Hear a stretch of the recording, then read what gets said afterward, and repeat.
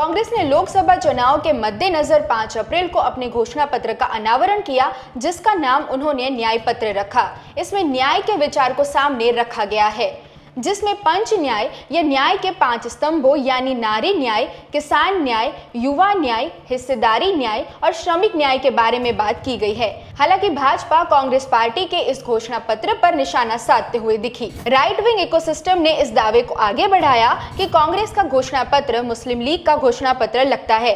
बाद में भाजपा ने भी इस दावे को आगे बढ़ाया और ये बात खुद प्रधानमंत्री नरेंद्र मोदी ने अपनी इस रैली में कही थी। कांग्रेस ने जो घोषणा पत्र बनाया है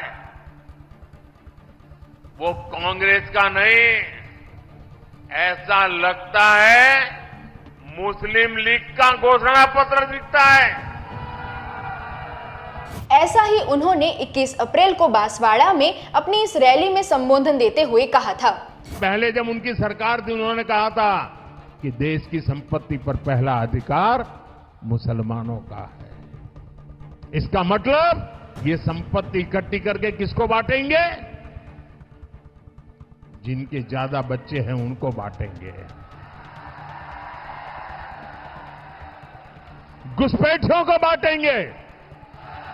ये कांग्रेस का मैनिफेस्टो कह रहा है। उन्होंने अपने भाषण में ऐसा दावा किया था कि कांग्रेस के घोषणा पत्र में मुसलमानों के बीच संपत्ति बांटने की बात कही गई है। हमने जब कांग्रेस का घोषणा पत्र देखा तो इसमें देश में मुसलमानों के बीच संपत्ति बांटने का कोई जिक्र नहीं है, बल्कि इसमें देश में आय और धन असमानता को लेकर मुद्दा रखा गया है।